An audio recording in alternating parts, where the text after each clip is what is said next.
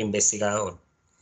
Soy Luis Salazar, soy bibliotecólogo, soy el bibliotecólogo enlace de la Escuela de Teología, Filosofía y Humanidades de la sede de Medellín. En nombre de las bibliotecas UPB y la Dirección de Investigación y Transferencia CIDI, agradecemos su participación en esta sesión. Club Galileo, Encuentros con el Investigador, es un espacio para conocer la experiencia de vida de los investigadores UPB y las metodologías que utilizan para su producción académica y científica. Se contará con la presencia de investigadores de las distintas facultades en el ámbito multicampus. Nuestras sesiones serán los últimos jueves de cada mes en este mismo horario, 4 p.m., a través de este mismo canal.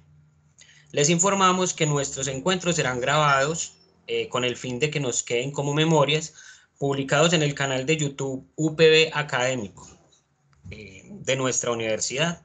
Damos un cordial saludo a nuestras investigadoras invitadas. Laura Correa Montoya, licenciada en Filosofía y Letras, docente investigadora de la Universidad Pontificia Bolivariana, magíster de la Universidad de Santiago de Compostela.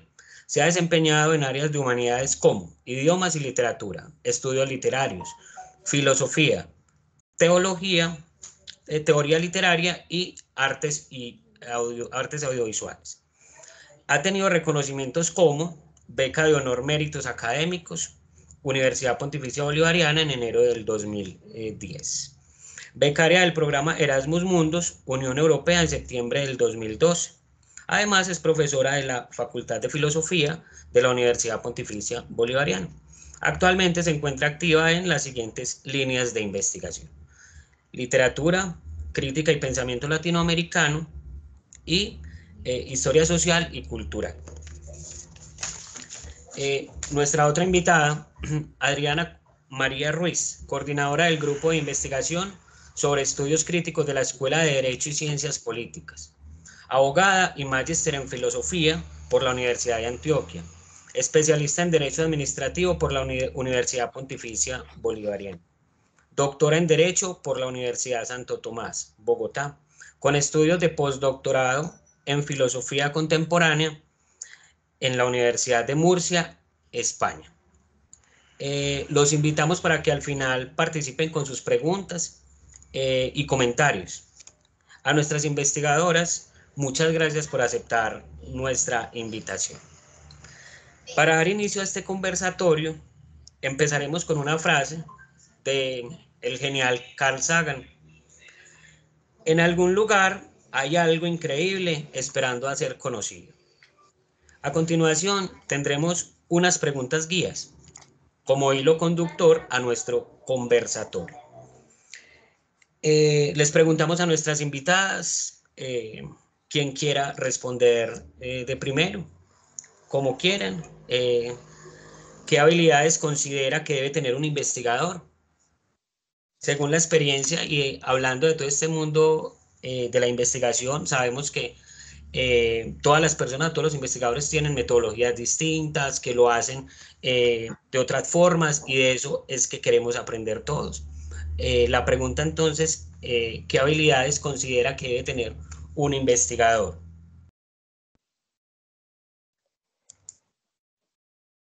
Bueno, muchísimas gracias, Luis, por la presentación y particularmente pues por la invitación y la asistencia de todos.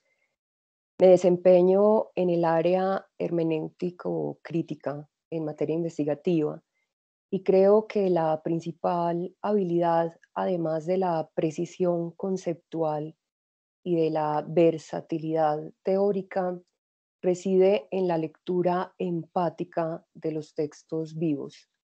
Me refiero por textos vivos, los sujetos, los individuos propiamente tal. La hermenéutica tiene una gran ventaja en investigación, su potencia reside precisamente, y es a lo que me dedico, en hacer de la vida humana un complejo cargado de sentidos, de significados, que nos exigen a nosotros como investigadores desalojarnos, destituirnos, desapropiarnos permanentemente de nuestros prejuicios, de nuestras precomprensiones. Sin duda, esta lectura sobre los textos vivos, esta lectura sobre el otro, es tan compleja precisamente como la que nosotros hacemos sobre nosotros mismos. Nosotros somos textos, pero textos cuyo acceso no es inmediato, ni directo, ni seguro, es siempre muy vacilante. Y precisamente creo que allí reside la enorme dificultad de aproximarnos en investigación hermenéutica a los textos vivos.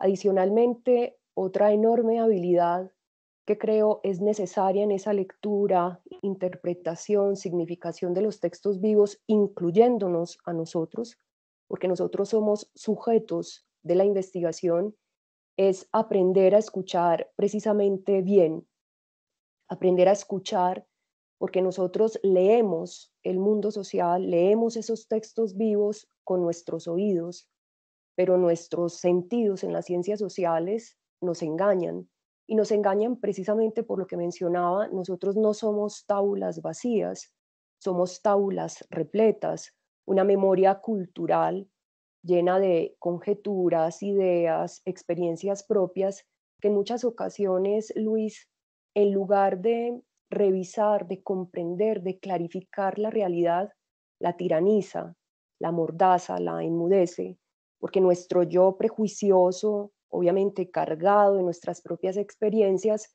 se superpone sobre los textos vivos.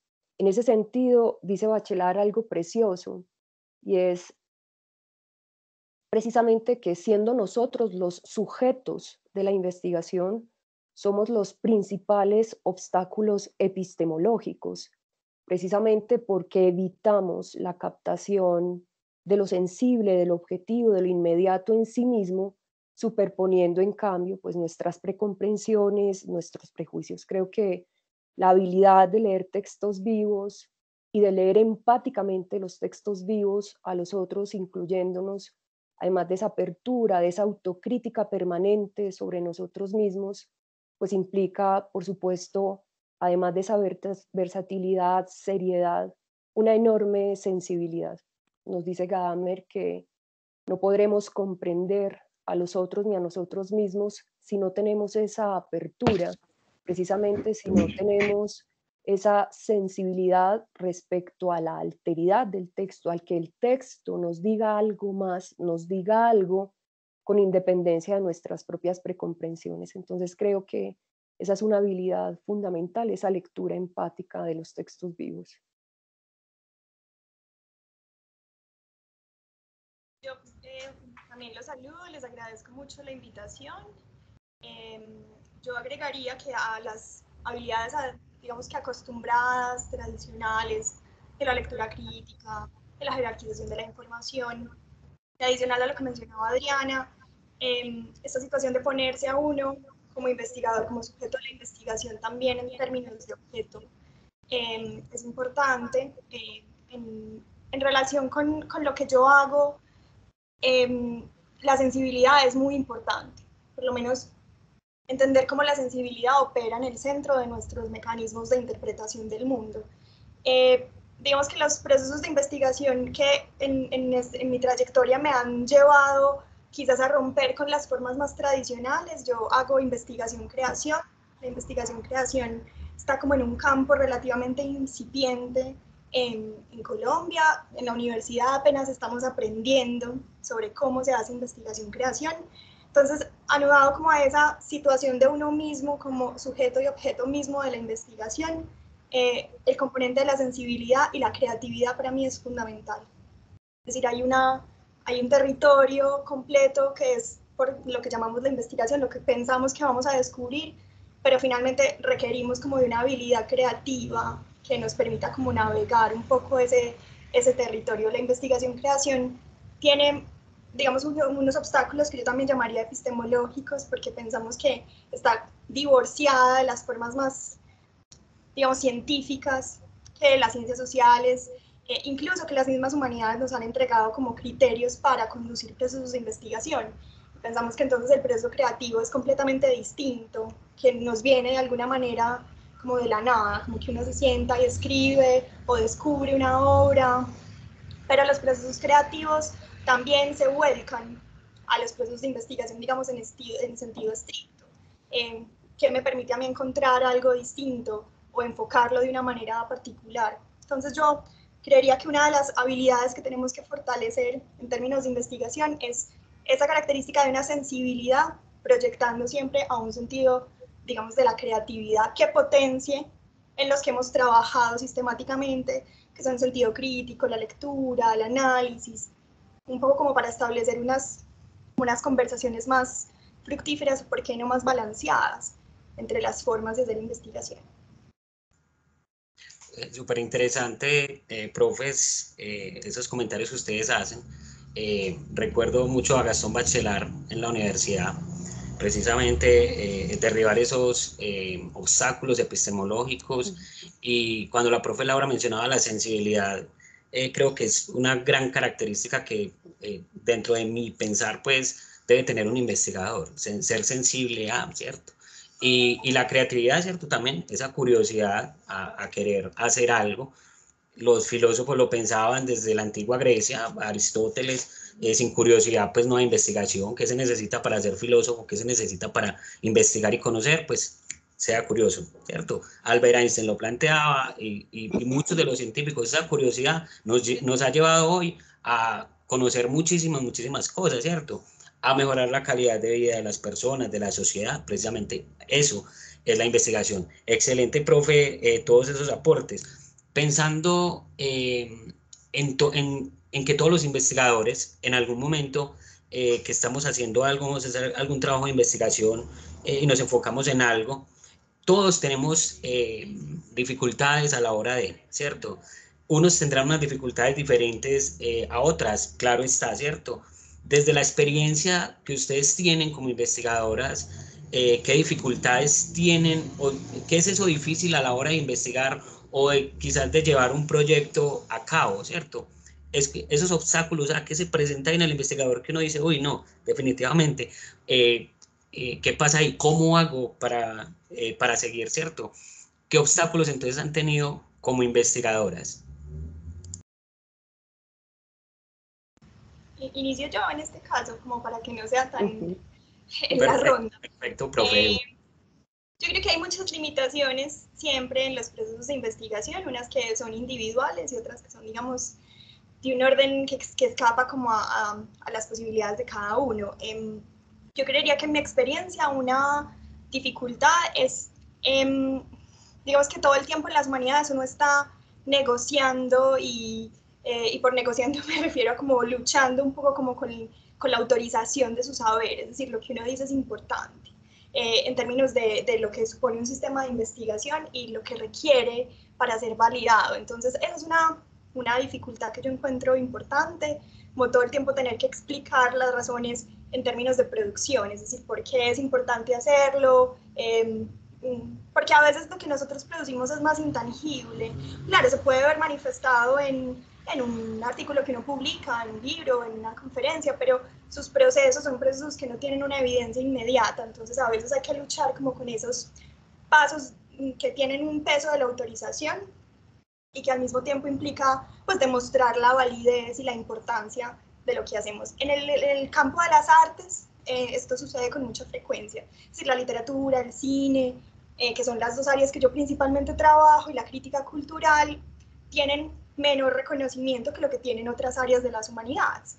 Entonces hay que un poco hacerle frente a esto y creo que eso coincide con lo que decía ahora previamente de que son incipientes nuestros procesos de investigación-creación, que ha hecho que apenas entremos a ser reconocidos como generación de nuevo conocimiento. Por ejemplo, cuando entiende el sistema de medición, que una curaduría cinematográfica, que un taller experimental creativo tenga las condiciones de producción de conocimiento, implica entonces haber trasegado como por muchos pasos y haber un poco hecho este ejercicio de comparación que siempre se nos pone, o sea, como una rejilla de si cumplimos o no cumplimos. Esa es una limitación que al mismo tiempo coincide con limitaciones de presupuesto, de financiación, que muchas veces estamos como sujetos a, digamos, a benefactores o instituciones que nos ayuden a financiar nuestros proyectos de investigación. Ahora cuando Adriana hablaba de esa lectura empática del sujeto vivo, yo pensaba en lo que significa trabajar con comunidades, la dificultad que es justamente, no solamente por esa interpretación del otro, sino entender los procesos de investigación aquí que no necesariamente conducen a muestras muy específicas o al tipo de investigación en ciencia social que está más validada. Entonces yo por ahora mencionaría esa limitación como la más significativa en mi experiencia. Quizás hay muchas otras que no estoy nombrando y que me vendrán en el camino, pero quizás conversando podemos como profundizar sobre ellas. Bueno, les contaba que yo me dedico junto con otros colegas a leer textos vivos y por supuesto esto tiene enormes desafíos, pero también ha implicado grandes dificultades. Y precisamente la dificultad estriba en nuestras formaciones tendientes más a la generalización, al deductivismo, a la constatación y menos a la escucha silenciosa de los textos vivos como una firma, un rostro, un cuerpo, un movimiento, un gesto, etc. Creo que para leer esos textos vivos necesitamos invertir muchas de nuestras prácticas precisamente a partir de esa destitución, de creación de nosotros mismos como sujetos al interior de la investigación. Creo que en ese sentido, cierto tipo de música, la mística, la literatura, tiene muchísimo para enseñarnos. Precisamente una gran escritora, Anne Carson, utiliza un concepto que opera muy bien en la filosofía, pero creo que si lo extrapoláramos a la actividad científica, daría un alto rendimiento, y es este asunto de la decreación, dice Simone Weil.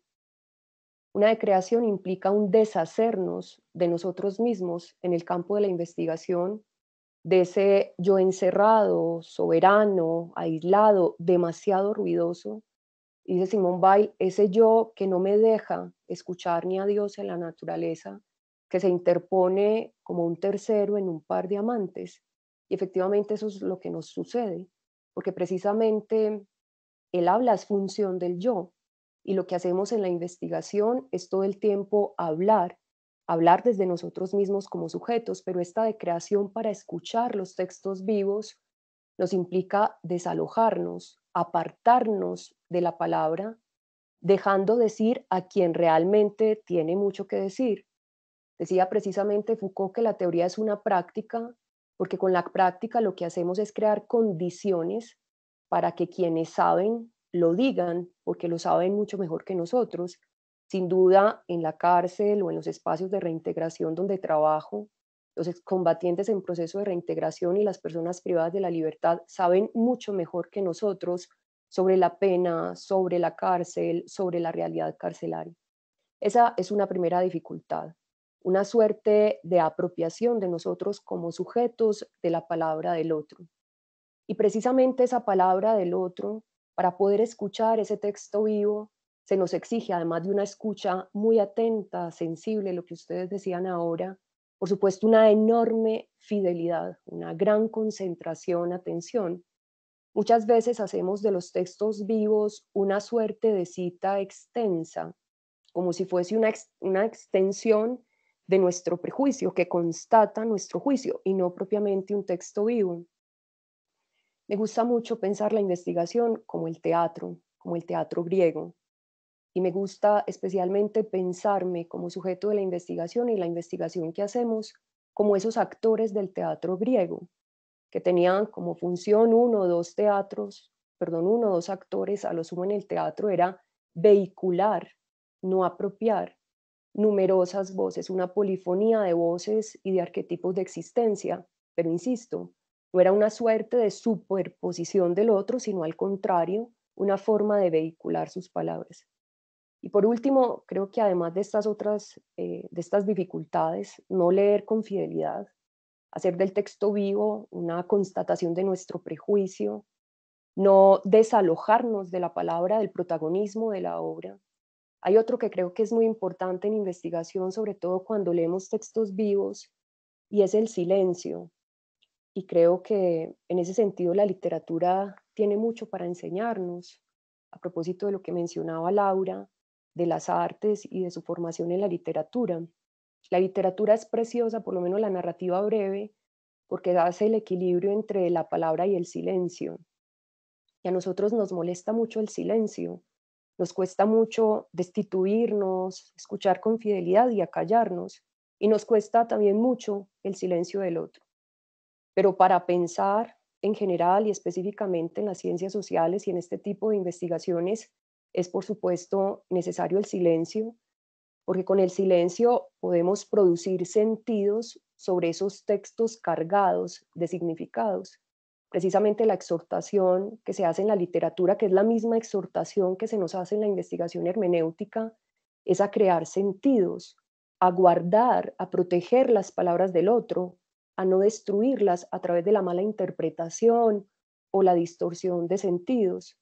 Dice Vicente Huidobro, un poeta creacionista chileno que me encanta, cuando el adjetivo no da vida, mata. Y nosotros podemos también destruir en investigación la palabra del otro cuando superponemos la propia. Creo que esa es una enorme dificultad y también, como decía Laura, una enorme oportunidad y promesa.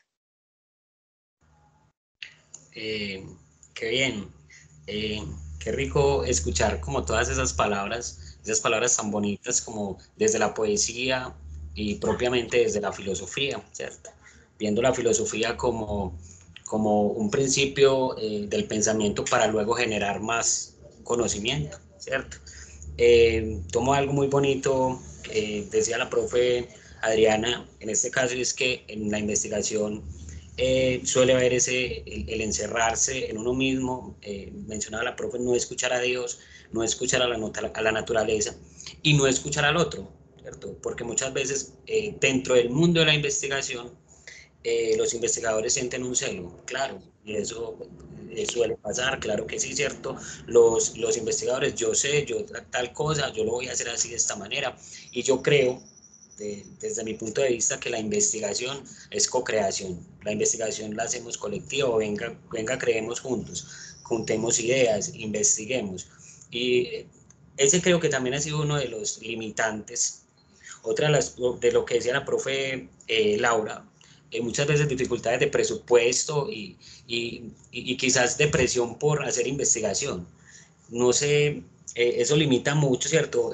Investigar por investigar, porque hay presión dentro de la universidad, ¿cierto? Entonces, yo creo que dentro de la investigación debe haber pasión, lógicamente, ¿cierto? Pasión por conocer ese algo, poder descubrir el mundo a través de la investigación y no hacer investigación por hacerla simplemente, ¿cierto? En las universidades se vive esa presión y a los investigadores sé cómo se les presiona para que escriban. Entonces, creo que es un limitante también allí, ¿cierto? Todos tenemos, lógicamente, diferentes dificultades y bueno, precisamente podernos escuchar para saber cómo podemos entonces sobrepasarla, ¿cierto? Vencer como todas esas dificultades. Sabemos que los investigadores tienen métodos, ¿cierto? Que les funcionan, metodologías. ¿Tienen alguna metodología que ustedes puedan decir, esta metodología me funciona para investigar? Llego al producto de investigación fácil porque lo hago de esta manera. ¿Qué metodologías utilizan a la hora de investigar? ¿O simplemente se dejan llevar del ente que quieren conocer, ¿cierto? O del producto que quieren hacer y se dejan llevar del día tras día, o tienen ese plan como voy a hacer primero esto, luego aquello? Lógicamente debe haber un orden para llegar a un producto, ¿cierto? Pero muchos hacemos una cosa primero, otra, qué sé yo. Entonces, ¿qué metodologías tienen ustedes para lograr sus productos académicos y de investigación?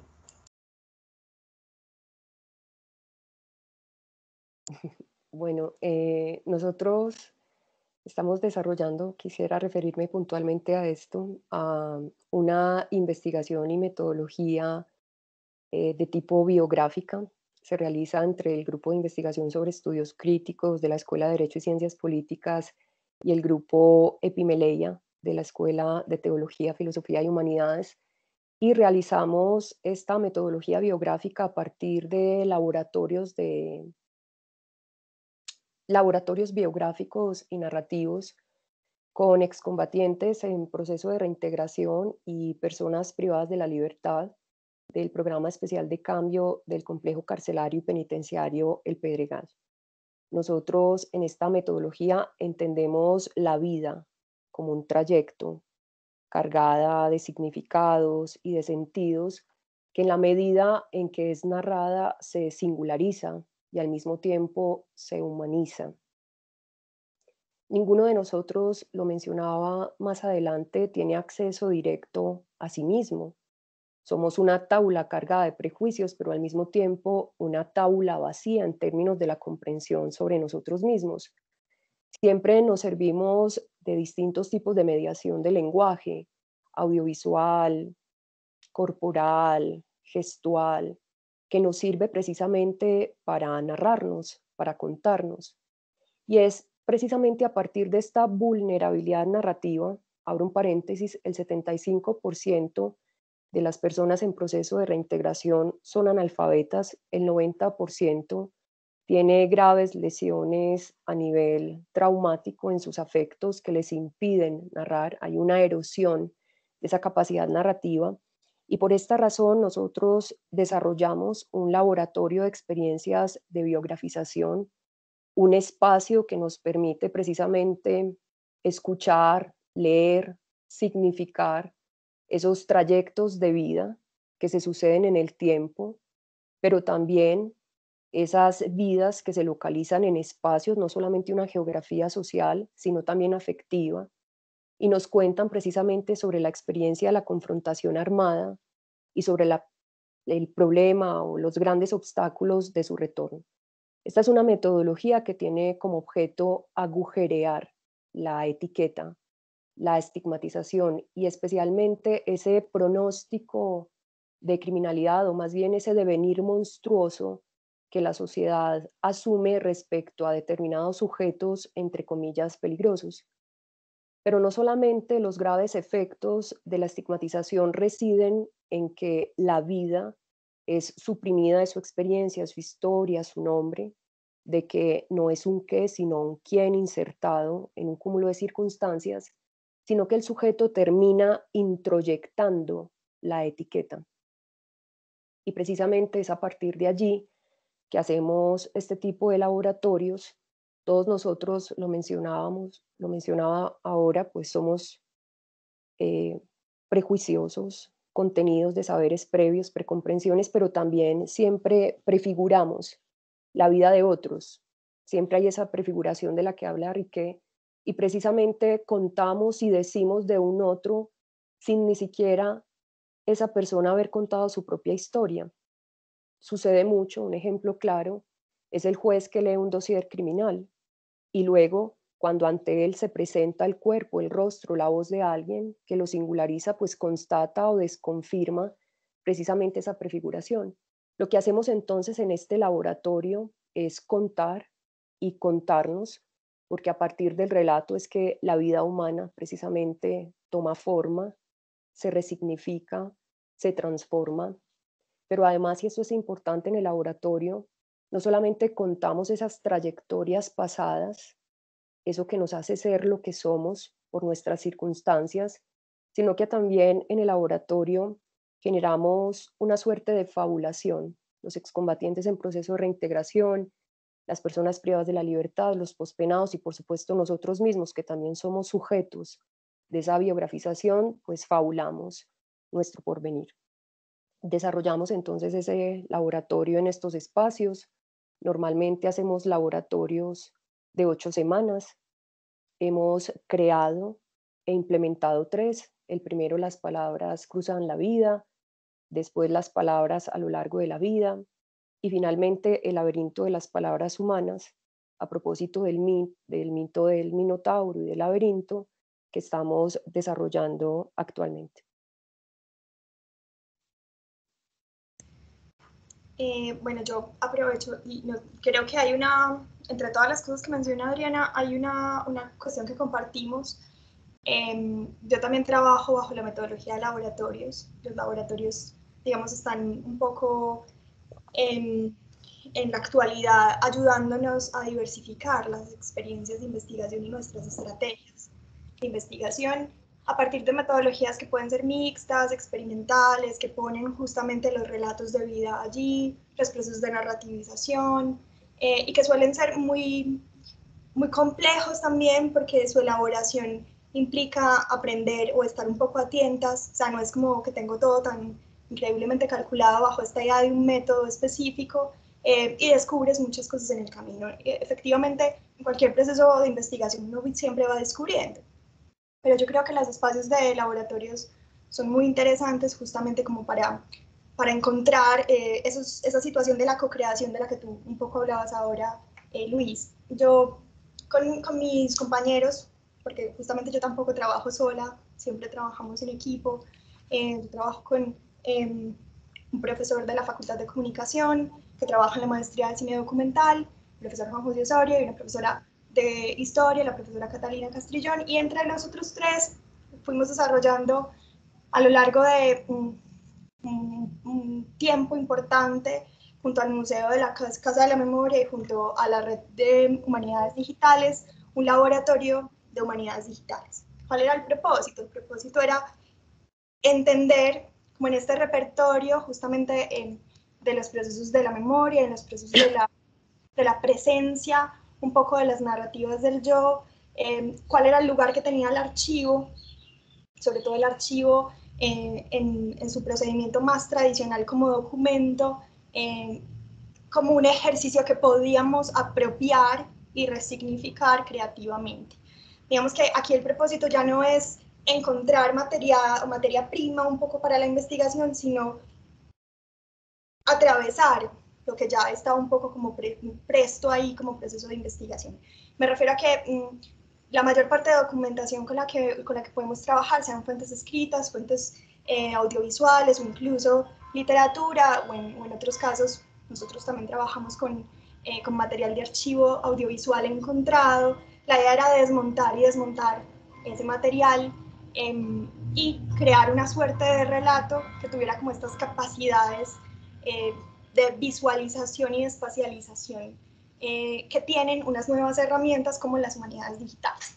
Cuando hablamos de humanidades digitales, hablamos de un campo también un poco incipiente y que hace las veces como de metodología y otras veces de campo, o sea, está también como en su proceso de autonomización, está buscando ser autónomo, pero que lo que intenta es todo lo que ha hecho la historia digital o los procesos como de digitalización de los materiales, empezar a tener una perspectiva desde las humanidades y concretamente desde las artes.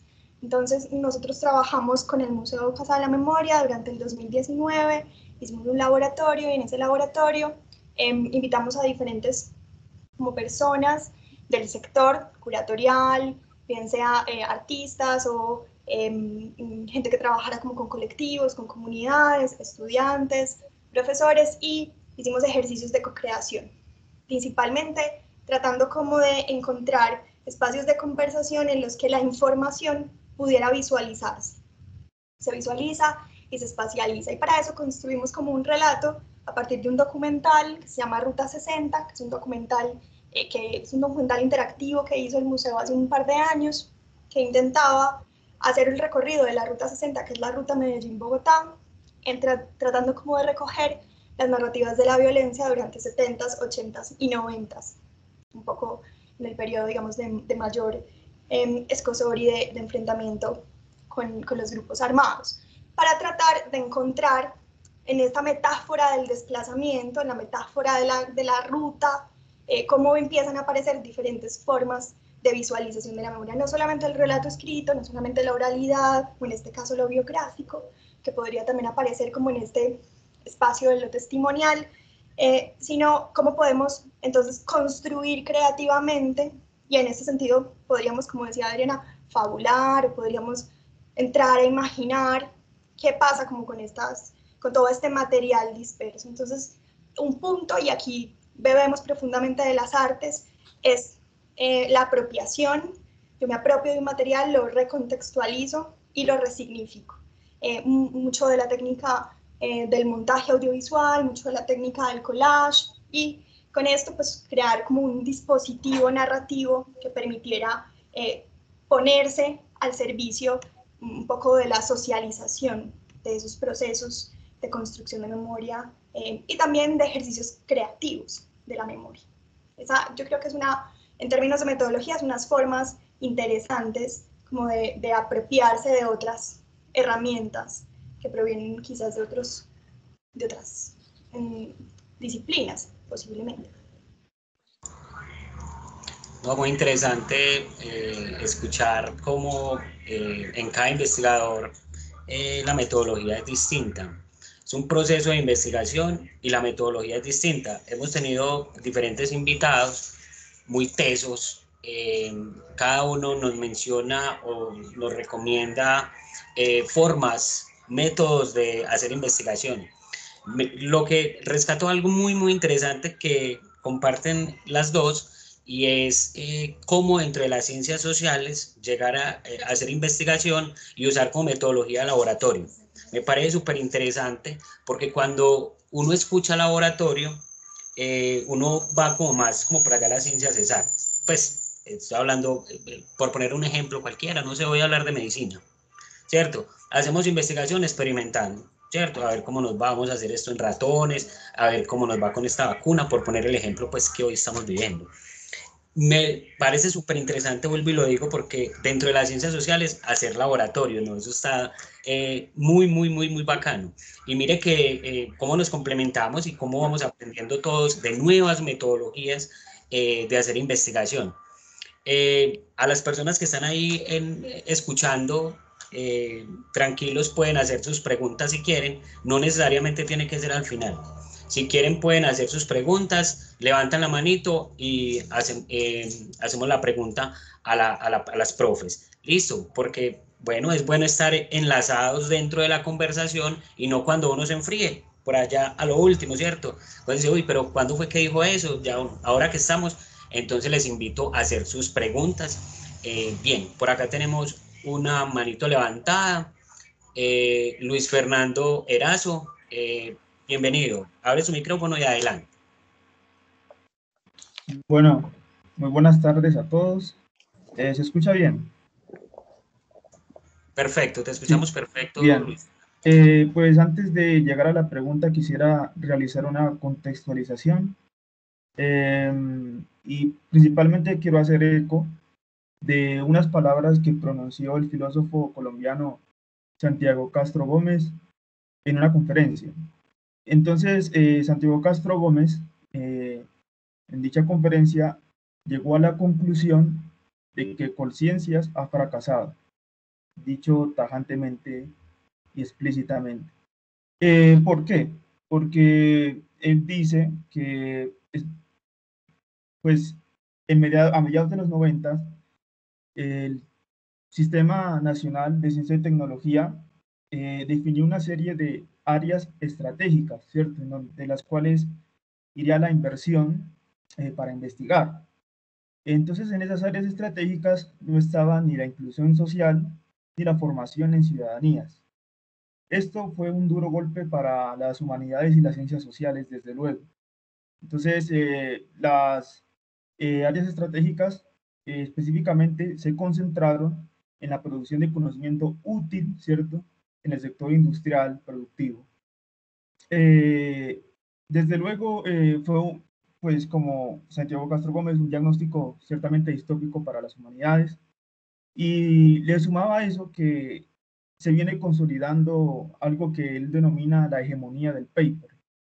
Decía que esta hegemonía es nefasta especialmente para las humanidades y las ciencias sociales, puesto que este método es una presentación de resultados extraídos de las ciencias naturales y exactas.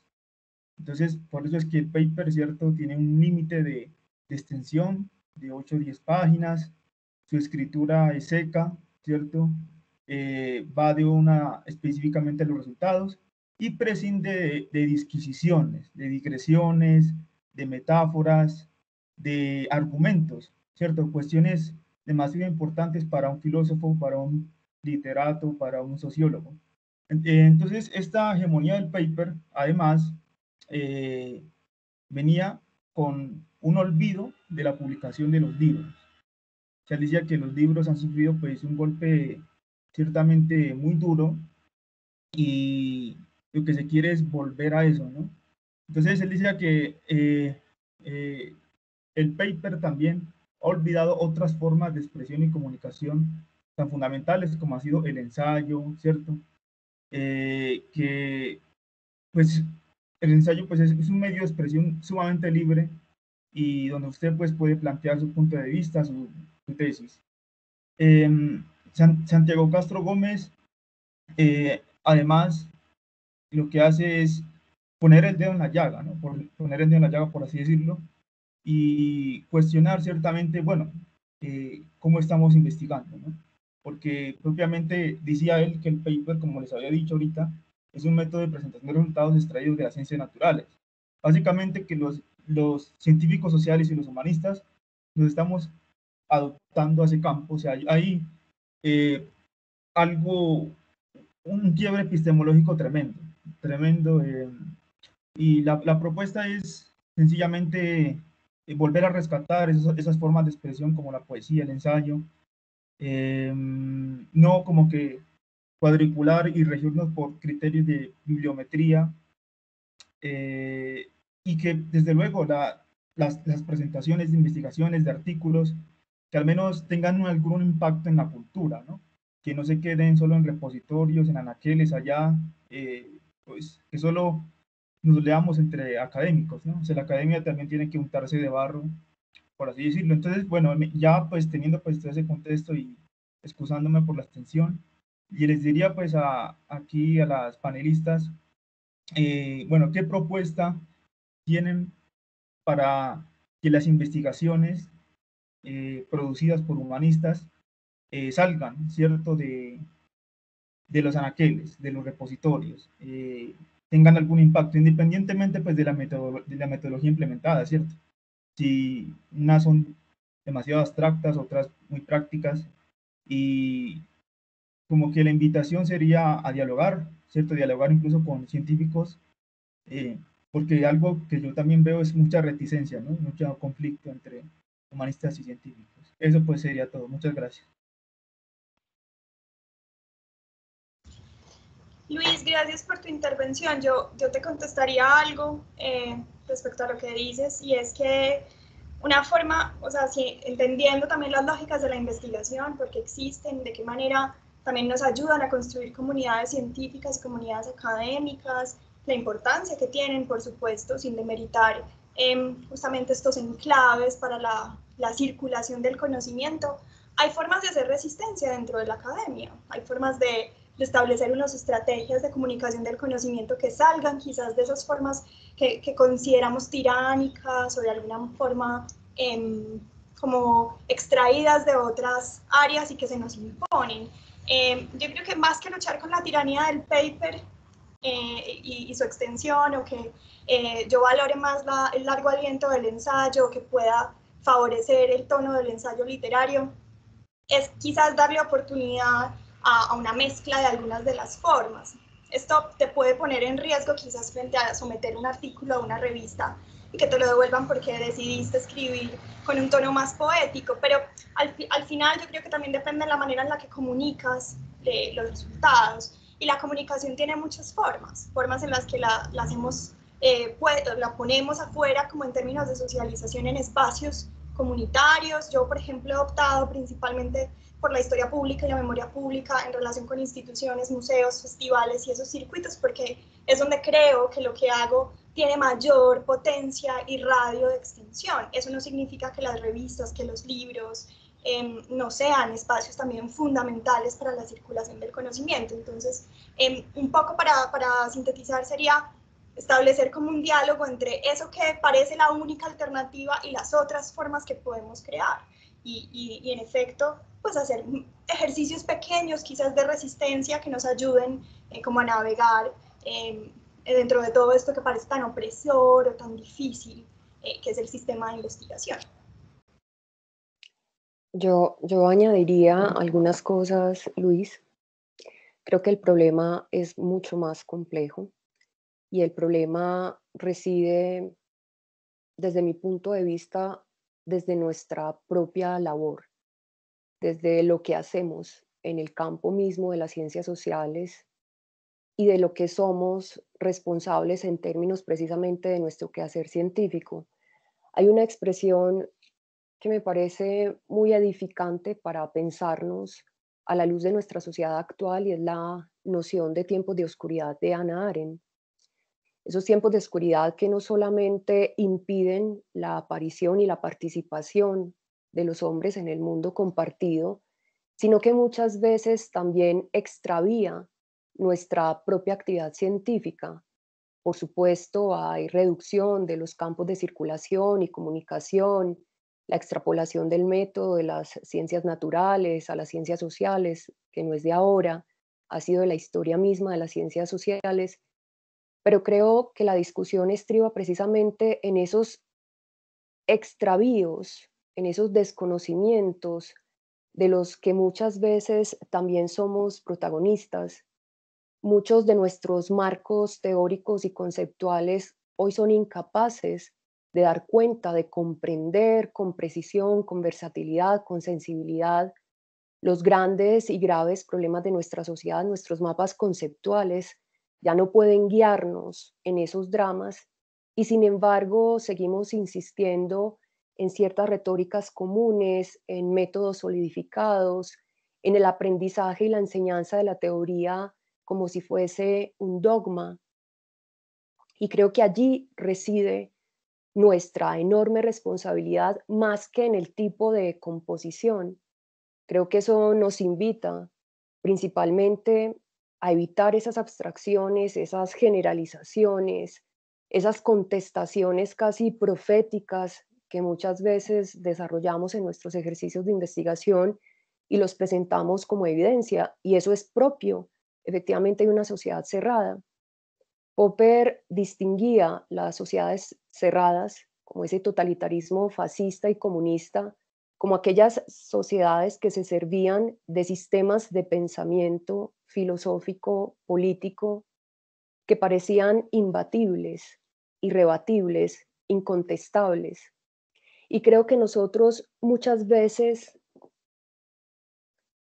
hacemos coextensiva a la sociedad, quizá por esa suerte de relegamiento, de confinamiento en los circuitos cerrados en nuestra universidad en general, pues me refiero a que nos excluimos de la sociedad misma y al excluirnos nuestros marcos teóricos ya no dan cuenta de la realidad social, no admitimos ser agujereados ni que nuestros mapas categoriales sean falseados, sean desconfirmados para que efectivamente puedan decir mejor de la sociedad.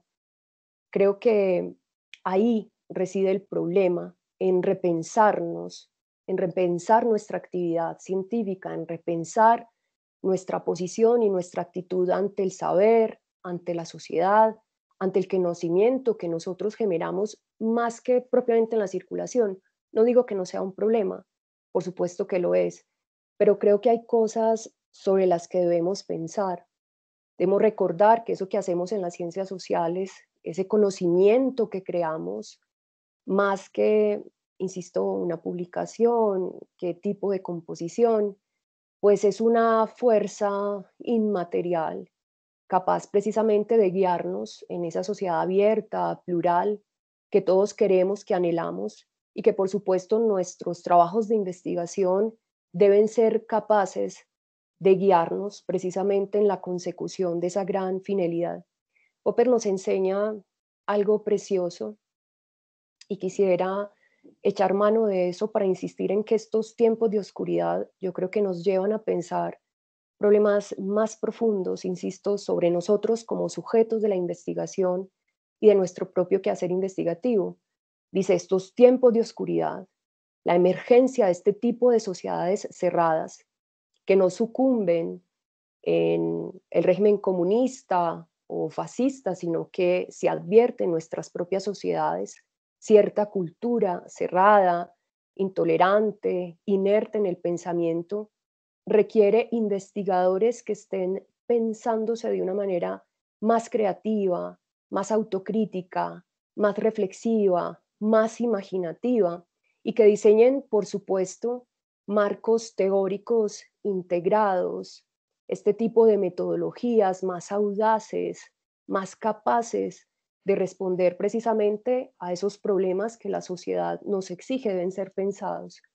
Dice algo Popper, y con esto finalizo, y es que precisamente los investigadores más revolucionarios, y esto específicamente en las ciencias sociales, son esos investigadores que hacen grandes transformaciones, mutaciones en sus propias mentalidades imaginativas, más que en el afuera, en ellos mismos, sobre ellos mismos como sujetos de la investigación.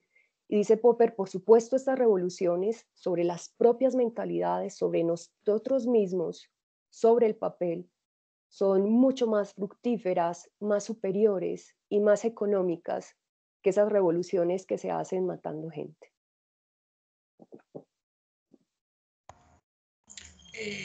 Muy bien, muy interesante todo. La pregunta que que hace Luis Fernando es bastante polémica.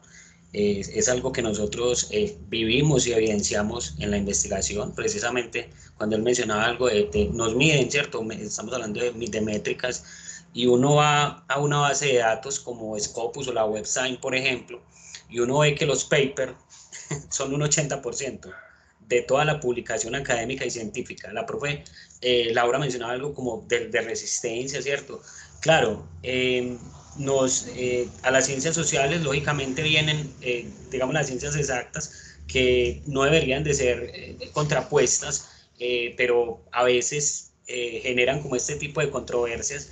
Precisamente nosotros que estamos dentro de las ciencias sociales, no reducir todo a una sola verdad, ¿cierto? En este caso estoy poniendo un ejemplo del paper, simplemente, ¿cierto? Como si el paper fuera lo único que, como se pudiera hacer comunicación científica con el paper, nada más. Esos métodos reduccionistas, por eso me gusta mucho esa palabra de resistencia, porque ese método reduccionista, no, pero ¿por qué? Es cierto, hay muchas más cosas. Y por poner el ejemplo, se me ocurrió, pensaba simplemente en Augusto Comte, simplemente cuando él simplemente todo lo reduce a la ciencia, al método experimental, y quiere guiar a toda la sociedad y a todo el mundo para allá, y decir la única verdad de lo verídico, lo comprobable. En este caso es el paper. Estoy haciendo un símil allí. ¿Por qué? Entonces la verdad es ese pedacito nada más, ¿cierto? Y el resto, ¿qué? Si nosotros en ciencias sociales con un paper no vamos a salir, porque es muy entendible. Hace poco tuve la experiencia con una maestría en ciencias sociales, donde ellas precisamente proponían, los profes proponían esta misma temática, pero les decía, el paper, bueno, escribes 4 páginas con una metodología, introducción, metodología, resultados, discusión, ¿cierto? El famoso IMRD, que quieren imponer también dentro de las ciencias sociales, que ustedes lo mencionaban ahora. Nosotros dentro de las ciencias sociales, cuando Husserl hace la retrospección precisamente para contradecir a Augusto Comte, ese pensamiento, cuando se empieza a contradecir, es necesario meter al sujeto, la subjetividad. Entonces nosotros dentro de las ciencias sociales entendemos la subjetividad, ¿cierto? Y tenemos varias perspectivas y visiones de la vida, y no solamente el 2 más 2 es 4, ahí no se puede hacer nada más. Entonces en un paper pues difícilmente uno puede expresar todo eso, y en un paper pues como lo pide la metodología y las revistas, que la propia lo mencionaba ahora, la posibilidad de que les devuelvan un artículo porque no escribieron como ellos quieren, pero si yo quiero expresar una forma poética de ese conocimiento, ¿por qué no puede ser? ¿Cierto? Entonces, muy chévere, es una tarea y una problemática que se vio a mencionar la propia Adriana. De hecho, es una problemática que se vive allí, ¿cierto? Dentro de esas áreas del conocimiento. Pero bueno, precisamente para eso es esto, para tener ideas, nuevas metodologías de qué podemos hacer y cómo podemos contribuir a ese mundo de la investigación, y que nos lean, ¿cierto? Que nos lean y que sea así rapidito, como si fuese una especie de paper, pero no propiamente el impuesto. Esto me da pie precisamente para hacerles una pregunta, precisamente con la escritura científica o con la escritura. Escribir un artículo para enviar a una revista, o simplemente escribir un ensayo, o escribir ¿tienen algunas prácticas, algunos tipsitos que ustedes digan, no, a mí me funciona mucho para escribir? Porque es que yo digo una cosa, escribir es muy difícil. A Hemingway le pasó, Hemingway tiene anécdotas donde decía, cada vez que leo este final de Adiós a las armas, vuelvo y borro y vuelvo y escribo, porque se hace muy complejo escribir, ¿cierto? Entonces tienen algunos tipsitos, no sé, de claridad, de cómo escribir, porque uno cuando va a escribir en el mundo de la investigación, uno se mete y uno dice, ¿pero qué hago? ¿Y cómo escribo, cierto? No sé si tienen de pronto algunos tips, profes. Bueno, más que la escritura, sobre la reescritura, que resulta muy inhabitual entre nosotros, porque creemos que una escritura, entre comillas, exitosa es la que se genera, se crea de un solo plumazo. La escritura no es un ejercicio que nos comporte esa extraordinaria fascinación, ese buen gusto. Nosotros no solemos morar en el escrito, transitamos muy rápidamente sobre él. Nos invita a escribir, por ejemplo, una nota probatoria, el resultado positivo de un seminario, la publicación de una composición, sea cual sea. Pero insisto, no el buen gusto y no ese ejercicio de morar en nuestros propios escritos. La reescritura nos permite precisamente eso que es tan fascinante de la ciencia misma, porque esta es la escritura científica: hacer, deshacer, rehacer. El ejercicio investigativo es un ejercicio que siempre pendula entre la creación, pero al mismo tiempo en ese ejercicio de deshacer y de rectificar. Si entendemos precisamente que ese saber que nosotros creamos no es más que un error rectificado.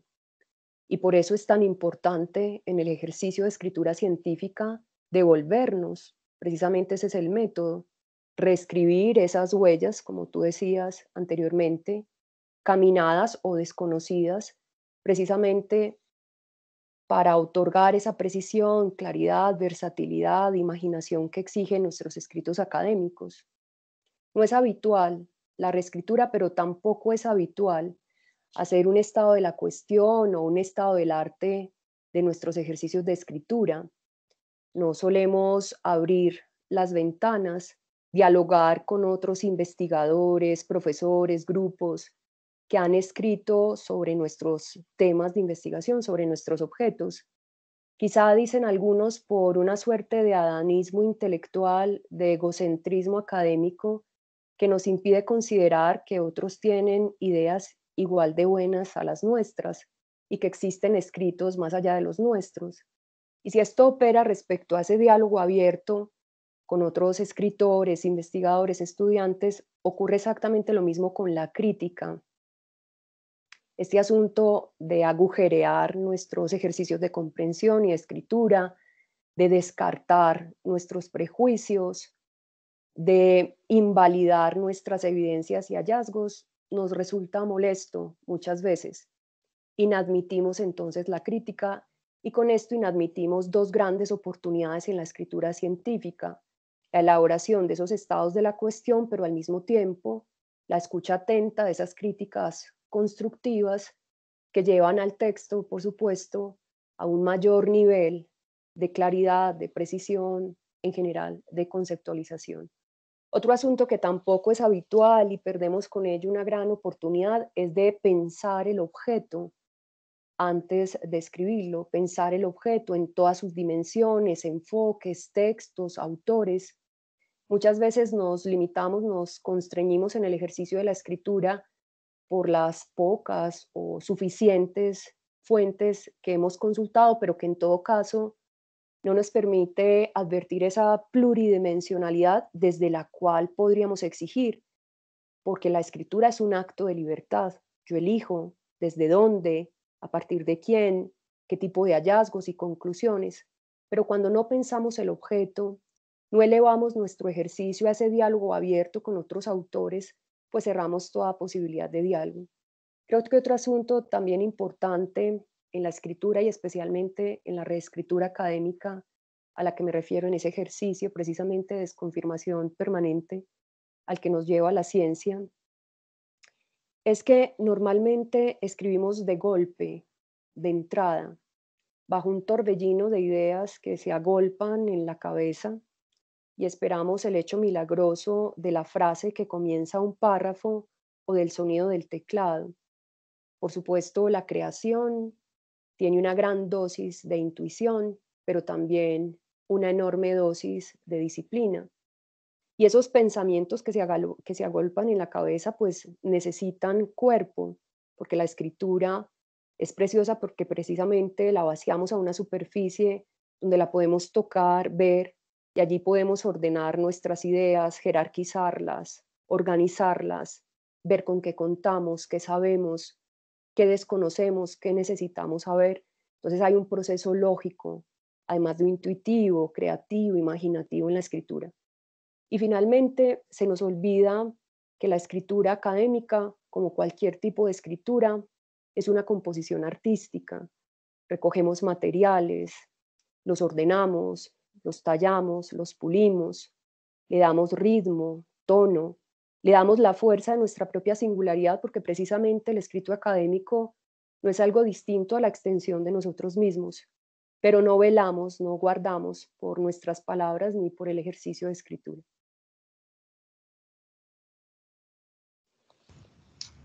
Yo solo agregaría, creo que a las cosas que menciona Adriana, como a ese ejercicio demorado de la escritura, un deseo también de entender la misma provisionalidad de nuestras ideas. Entonces, en esa forma provisional de nuestras ideas que invita al proceso de reescritura, entender que es importante, o por lo menos lo que yo he aprendido, es que los procesos compartidos de escritura son muy bonitos, o por lo menos ayudan mucho a poner o a dar ese cuerpo que a veces en solitario puede ser apresurado o puede estar en algunos sentidos como sometido sobre unas formas, unos vicios.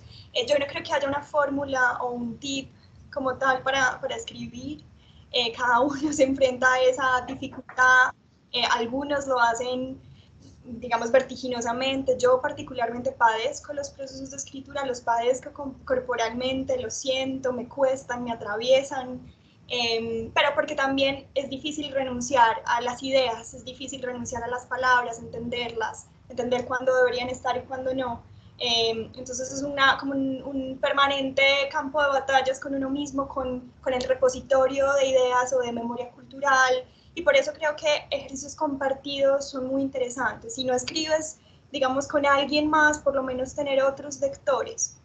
Es algo que a mí, en mi experiencia, en los procesos de escritura me ha ayudado, es decir, sean colegas, y que eso también es lo que nos lleva a entender por qué también tenemos un sistema de pares, porque las revistas arbitran, no solamente para validar, bueno, principalmente es por eso, sino también como para entender estos ejercicios de lectura y de relectura. Entonces, adicional al ejercicio de reescritura, creo que procesos permanentes de lectura y relectura que vengan de otros, hace que nos devuelva tal vez a esa visión más polifónica de la que también hablaba previamente Adriana cuando trataba como de explicitar el proceso de investigación.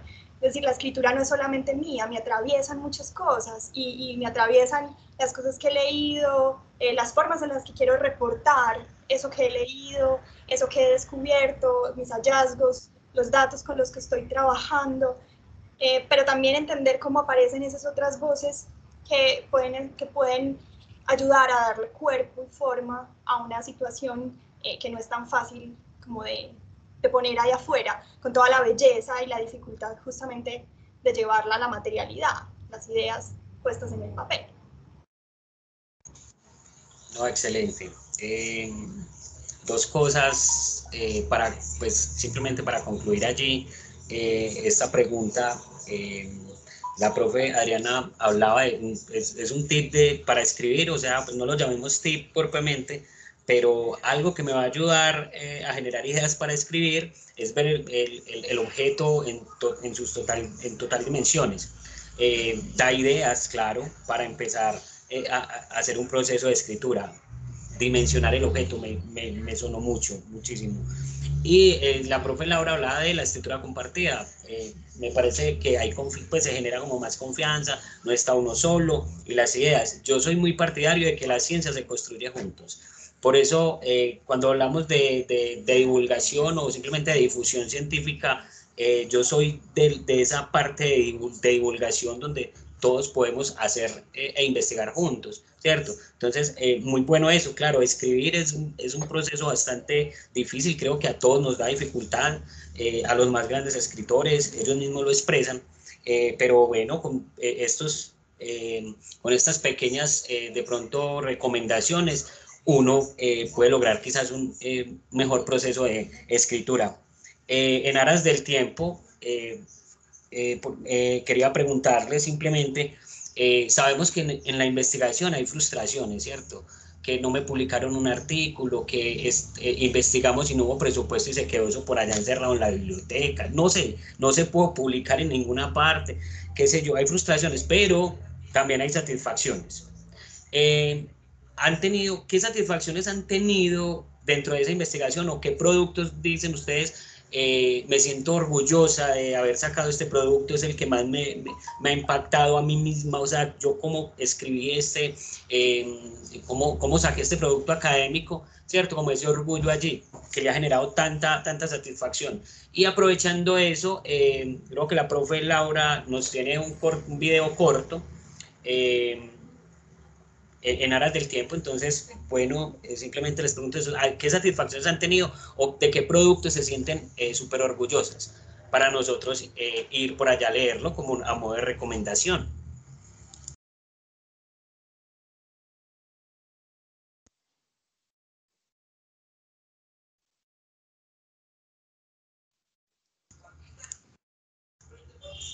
Estamos ahí, ¿me escuchan bien, sí, ¿cierto? Ok, perfecto. Estaba parando un helicóptero, perdón. Ok, perfecto.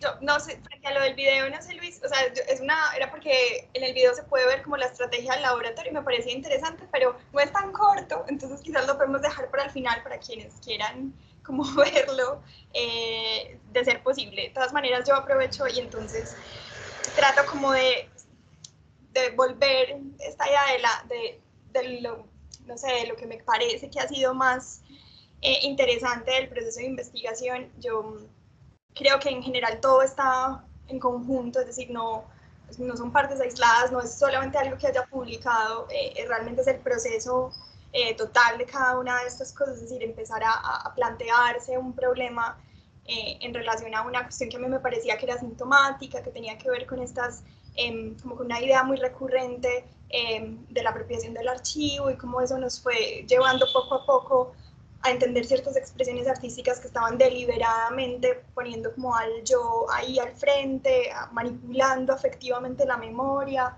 Eso me llevó como junto con mis compañeros como a tratar de explorar cómo aparecían estas narrativas y justamente entender también esta construcción de lo íntimo como un gesto que termina por ser un gesto político, es decir, cómo pone afuera público en el sentido también aquí de lo político, aspectos como de esa memoria afectiva que en gran sentido tiene que ver con lo familiar, con las mismas construcciones biográficas. Entonces, hace un tiempo nosotros hicimos una curaduría cinematográfica en un festival de cine en España. Esa curaduría cinematográfica recogía como una secuencia de obras de un director colombiano que se llama Juan Soto, que trabaja muy experimentalmente, y en ese procedimiento tratamos como de tejer, no solamente era exhibir las películas o conversar alrededor de las películas, que es lo que solemos hacer, son nuestros espacios más tradicionales, el espacio del cineforo o el montaje de una curaduría, sino construir también como una forma de entrelazado de esa memoria afectiva alrededor de todo ese material. Lo que hace Soto es como explotar el material audiovisual, el archivo audiovisual, y lo manipula y cuenta un relato y vuelve sobre el pasado de la historia política violenta en Colombia, el pasado reciente, y un poco pone su yo ahí al frente, sin entrar en estos relatos como subjetivos de un documental muy subjetivo. Entonces, en el ejercicio de establecer esta curaduría, llegar como a ese núcleo de lo íntimo como un gesto público nos ayudó a presentar de una manera distinta digamos, un entramado que tiene que ver con la forma en la que desplazamos la mirada sobre un montón de materiales que llamamos históricos, ¿cierto? Entonces, ese ejercicio curatorial finalmente, dentro del sistema de medición y con mucho esfuerzo, logramos que fuera entendido como un producto de generación de nuevo conocimiento y no un producto de apropiación social del conocimiento, porque corresponde con una categoría de una obra creativa procesual. Eso es un logro muy importante. Y con esto me devuelvo quizás al inicio de la conversación, de las limitaciones. Tener que dar cuenta de que lo que hacemos es importante y que sí estamos generando conocimiento, que no es que yo simplemente fui y revisé 3 películas y las puse en un lugar y ya. Entonces, trabajar como con la puesta en marcha de unas ideas, presentarlas de una manera novedosa, ha sido una de las satisfacciones más significativas, y esto coincide con la elaboración posteriormente del laboratorio, y recientemente nosotros publicamos un libro con la editorial de la Universidad Javeriana y otros investigadores, que se llama Territorio y Memoria sin Fronteras, nuevas estrategias para pensar lo real, que intenta revisar como las formas de la investigación actual sobre la realidad, cuál es el lugar que tiene el cine documental y en general como las formas del archivo cinematográfico para pensar las formas de la memoria. Entonces, como te digo, todo tiene que ver con todo me genera satisfacción, pero en particular lograr que la investigación-creación fuera reconocida dentro de la universidad, dentro de mi grupo de investigación en Epimelea, ha sido como una de las cosas más satisfactorias, principalmente. Bueno, yo quisiera presentar algunos fragmentos, si es posible. Luis, ¿puedo compartir pantalla? Claro, claro, profe. Listo. Claro que sí. Bueno, ¿me puedes decir si lo ves? ¿Sí? Sí, profe, ahí lo estamos viendo.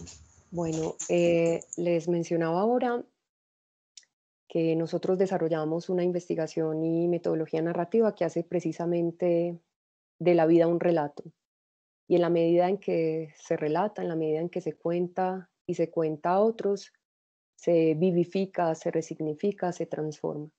Quería compartirles del primer laboratorio que realizamos en el 2018 en el complejo carcelario y penitenciario El Pedregal, algunas palabras que nos regalaron los internos del PEC sobre su experiencia en este laboratorio.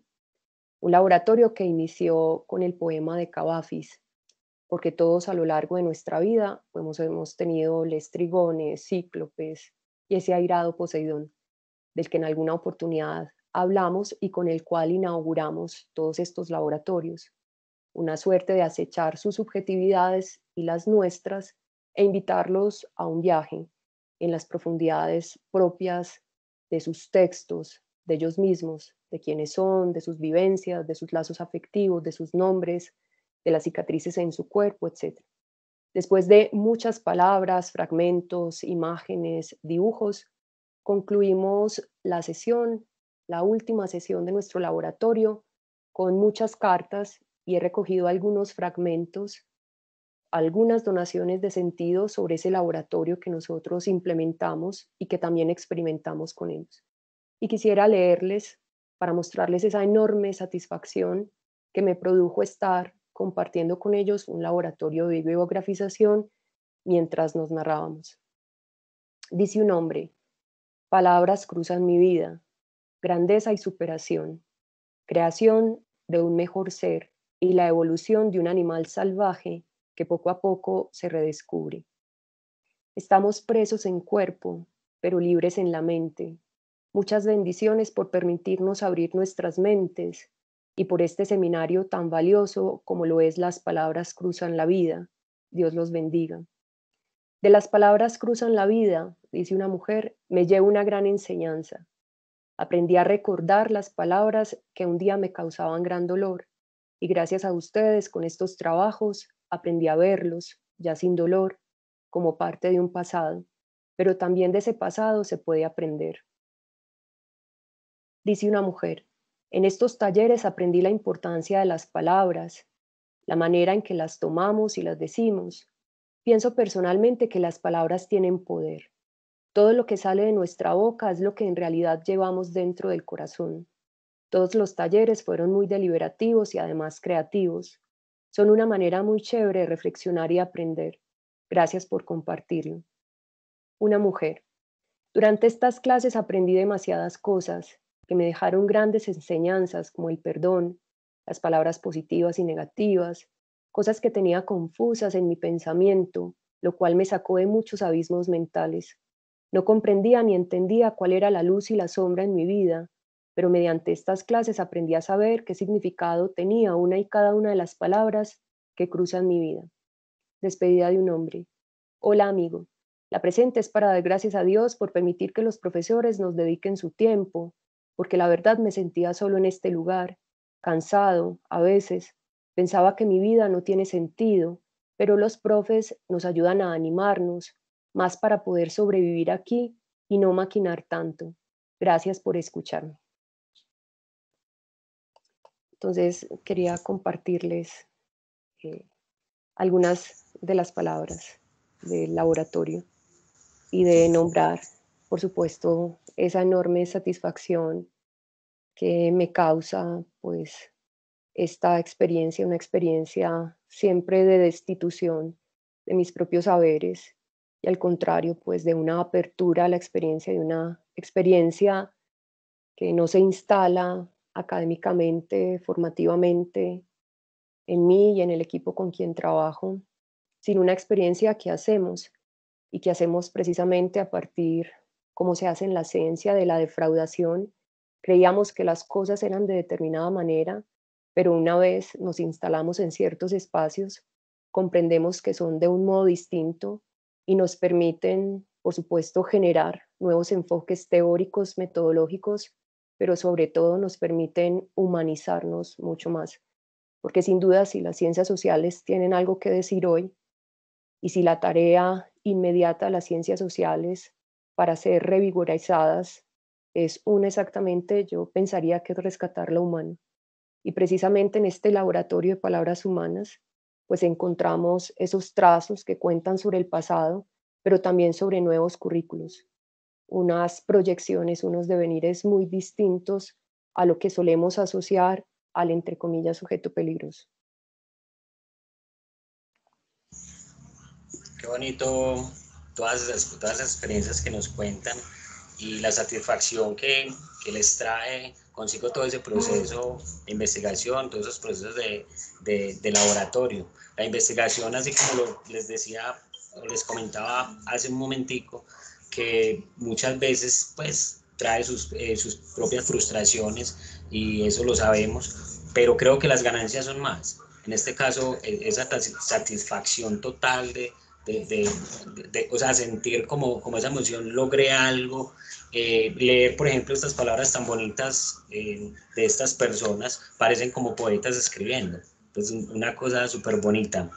El tiempo se nos va así súper rápido, muy interesante todo, qué rico haber escuchado todas esas experiencias, profe, cosa que nos motiva a seguir en el mundo de la investigación, a seguir proyectando, a seguir llevando a los estudiantes, investiguemos por esto, por aquello, mira cómo trae satisfacción, se puede, nuevas metodologías, en fin, aprendemos mucho. Yo personalmente soy un fanático de este Club Galileo. Entonces, bueno, ya como el tiempo se nos agotó, profe Laura, quedamos en deuda porque nos encarretamos hablando aquí, precisamente de eso se trata el conversatorio, precisamente es eso, es todo tan interesante que mira, nos quedó faltando tiempito para lo del video. Una propuesta que nos hacen desde el chat es que si podemos tener el link, si nos puedes regalar el link para que nos... Porque en este momento está como un poquito pesado, pero yo lo subo a YouTube o algún link donde pueda compartirse y lo ponemos para que lo vean. Perfecto, perfecto, profe. Entonces, bueno, no sé si alguien de allá de los que nos está escuchando, el público, quiera hacer algún comentario en un minutico o hacer alguna pregunta en un minutico Bueno, como para ya dar cierre a nuestro encuentro.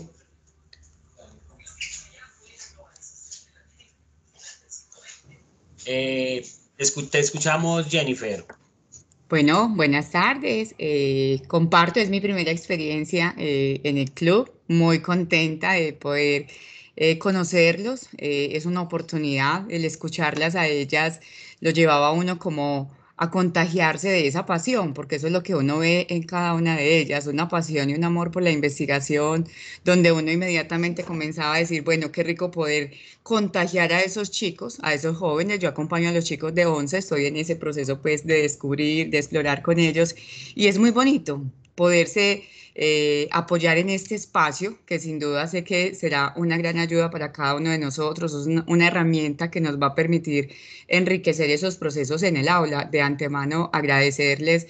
Yo creo que uno se quedaría aquí toda la tarde con ustedes escuchando sus experiencias, sobre todo en esa cercanía con esos chicos, con esos jóvenes, con esa parte desde la creatividad, desde la palabra, donde nosotros vamos convocándonos, esa es, a llevarles una realidad distinta a los chicos. De verdad que muchas gracias por el espacio, muy contenta. Es muy rico cuando uno inicia un proceso de estos y dice, no, aquí quiero seguir, aquí quiero permanecer. De verdad, muchas gracias. Felicitaciones por ese gran labor que hacen. A ti, mil gracias. Qué rico, Jennifer. Muchas gracias por esos comentarios. Bienvenida a todos los Club Galileo que siguen. Por acá la esperamos. Eso sí, eso espero poder hacer parte. Gracias. Sí. Bueno, ya el tiempo fue como que ya justo, ya nos tocó definitivamente. Agradecemos a Luis, nuestras hay una pregunta de Marcela. Sí, una pregunta. María Marcela, adelante. Hola, no, muy buenas tardes. No, simplemente no era pregunta, era agradecerles a tanto a Laura como a Adriana, pues como el espacio de poder conocer un poco más de las experiencias que ellas han tenido como investigadoras. A nosotros este espacio nos encanta porque es conocer más allá de esa producción, ¿cierto? Sino como la persona, qué hay detrás de cada una de ellas. Entonces es muy bonito y hacer el recorrido como lo estamos haciendo como por todas las escuelas es un ejercicio bastante interesante porque uno encuentra esa diversidad, esa cosa tan espectacular de encontrarse mundos tan distintos, tantas experiencias detrás de lo que finalmente uno pues desde la dirección encuentra y finalmente se recibe, ¿cierto? Entonces escucharlas, poder conocer un poco más de lo que es cada una como persona. Simplemente agradecer para no extendernos pues más en el ejercicio,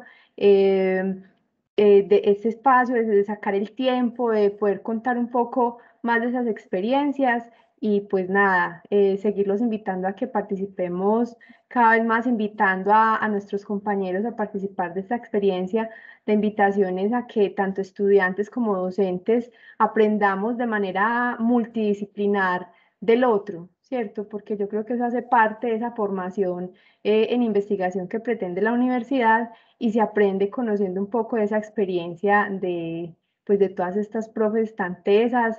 Primer ejercicio que hacemos con mujeres, todas las anteriores habían sido con hombres, entonces fue bacano poder escoger las chicas que organizan esto, pensaron en, bueno, quiénes podrían ser que arranquen el tema con mujeres, conocer dos escuelas diferentes, ponerlas incluso a conversar, porque este ejercicio pues tratamos de que vaya mejorando cada día más, entonces el ejercicio de que compartan, que no sea solo una persona, bueno, en fin, es chévere y qué rico pues los comentarios que se han suscitado y toda la conversación.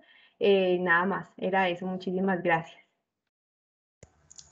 No, muchas gracias a ti, María Marcela, por esos comentarios. Precisamente ese es el objetivo del Club Galileo, acercar la investigación,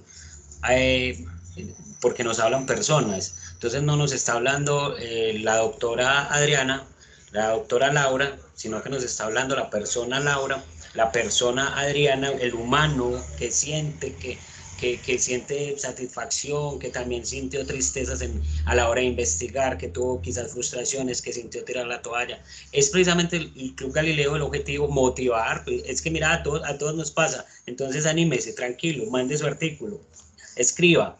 Ese es el objetivo precisamente. Bueno, entonces, ya como para dar cierre, agradecemos a nuestras investigadoras invitadas por su participación en este encuentro, a todos ustedes por acompañarnos. Los esperamos en nuestro próximo encuentro. Bueno, hasta pronto. Espero que estén muy bien. Muchas gracias. Muchas gracias no, a pues, todos. Muchas gracias por la invitación. A ustedes, muchísimas gracias y feliz tarde para todos y para todas. Feliz tarde. Gracias, Luis.